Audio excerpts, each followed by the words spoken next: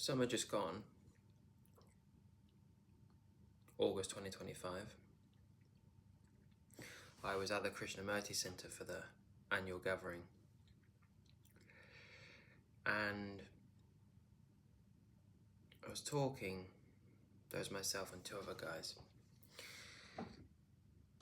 and one of them used a very good analogy of pushing this red button, which usually is associated with rockets and whatnot. Once you press that button, there's no going back. And he didn't say explicitly, but he was talking about it in relation to the process of the unfolding or the unconditioning toward complete freedom, complete liberation of, I don't even know how to word it, of bondage. You can't say of the self because there's no one to do that, but the difficulty with a lot of these things is the semantics, but I don't want to get into that right at this moment. And yeah, essentially, I was thinking about it today and about this red button. Because, and I said this to a friend just today as well, that once you have that taste for liberation or enlightenment or freedom or whatever word tickles you, whatever word really doesn't have so much baggage for you, whether it's God, you know, the word could be anything, right? The word literally could be anything. And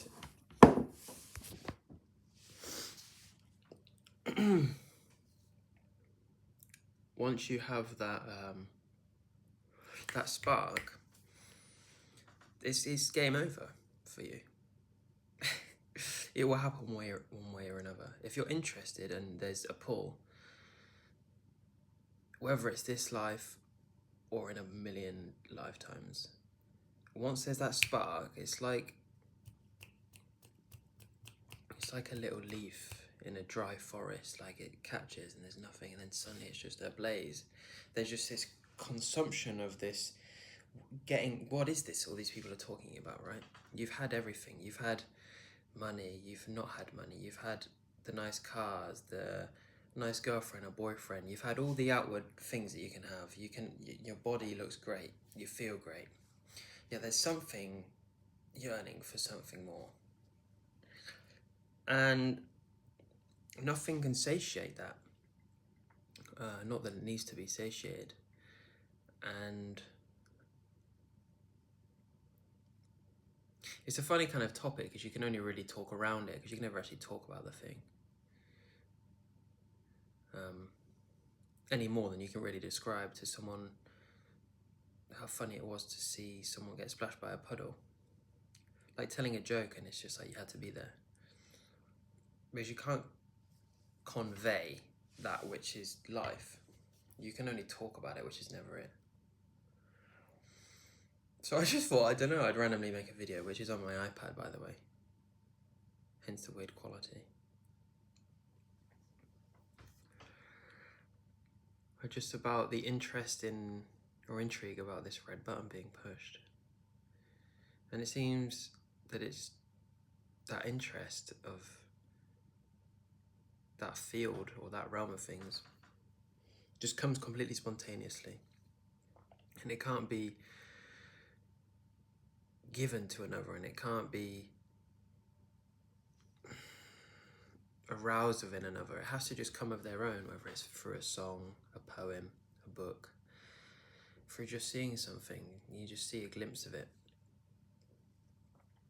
But I'd actually say that trying to make someone interested in those things actually pushes them away, so you're best to just leave people to themselves. But I don't really know the purpose of this video, but I just found it so funny that I was talking to my friend and I was like, I really just don't give a shit about really anything else, like not deeply. Like I care about people and I care about keeping my house clean and wearing nice clothes and experimenting with certain things, whatnot, making art. But really, this the center of it all, you know, the center of this sort of flowering is just this constant yearning.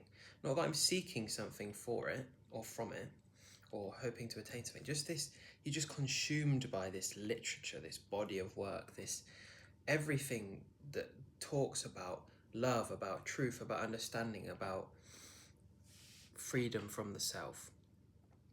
There's just no other interest. It just consumes your whole being, every waking moment. Whether you're with like a lover, you're just looking for the beloved. You're seeing the reality in all of it, and you're seeing through the unreality in all of it.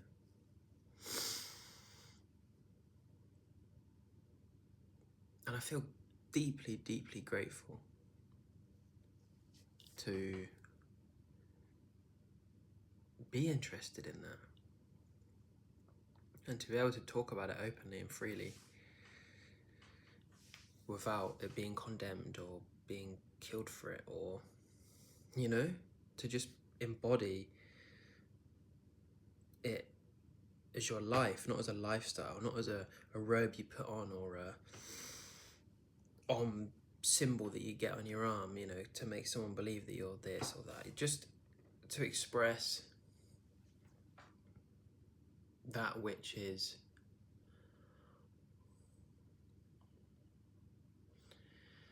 pure, if you will. And purity doesn't imitate at all. It doesn't worry about itself or about the future or about anything, because it takes care of itself. Trees don't worry about anything. And you're no different than that. You're a being of the universe.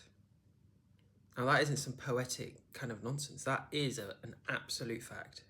If you're watching this, you're a child of the universe, a parent of the universe, a disciple of life. Whether you want to agree or disagree or change the semantics, it doesn't matter. Put it whichever way you want.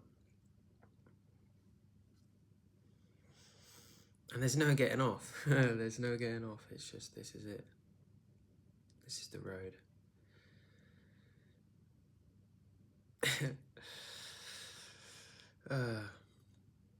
It's a funny one. It's a funny one because we talk and there's nowhere to go and there's nothing to understand, and yet there's forever everything to understand and everywhere to go. And it's just this weird, beautiful paradox.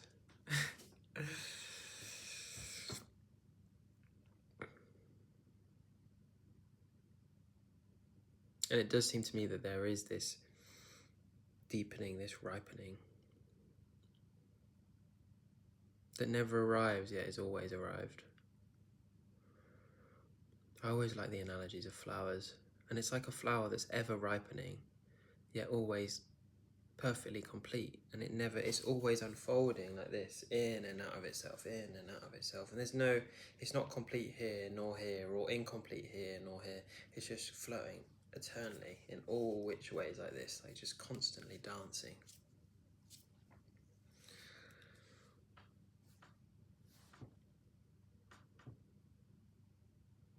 And I think it's our no, it's not the right word.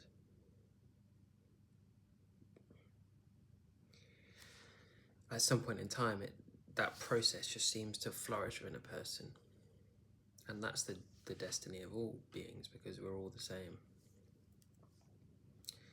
And my sense is that until every single being understands that, sees the unreal as unreal and the real as real, that we keep going.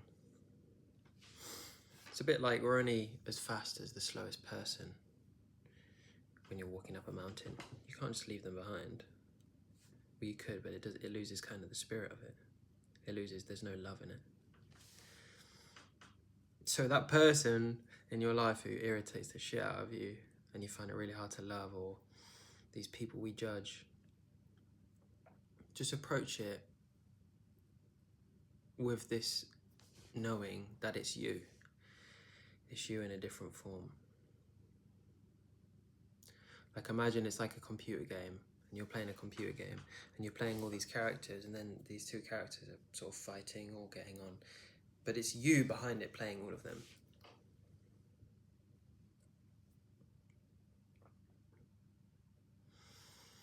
And that's why when you spend time around someone who has this sort of complete freedom or beginning to start working their way towards this, you feel this sort of lightness. Because they don't need anything from you. They just exist in their being. They don't need to be validated. They don't need love from you. They don't need anything from you. And so then you can begin to unfold, because maybe it's the first time in your life where you can just be the way that you are by yourself, when you don't need anything and you're not needing anything or needing to give. There's just, hey, I'm glad that you're here. There's no requirement of me or of you.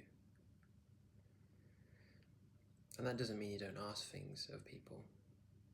Ironically, it feels like you can feel safe to ask more, but it isn't rooted in that. That's the difference. It's not like I'm friends with this person because they do this for me, and if it suddenly ends, I retract my love, my attention, my this.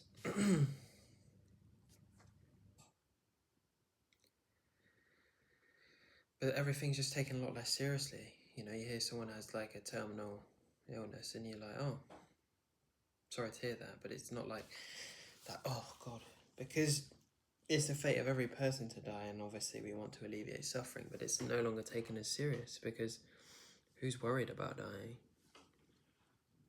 Who wants to continue? Who's scared of that?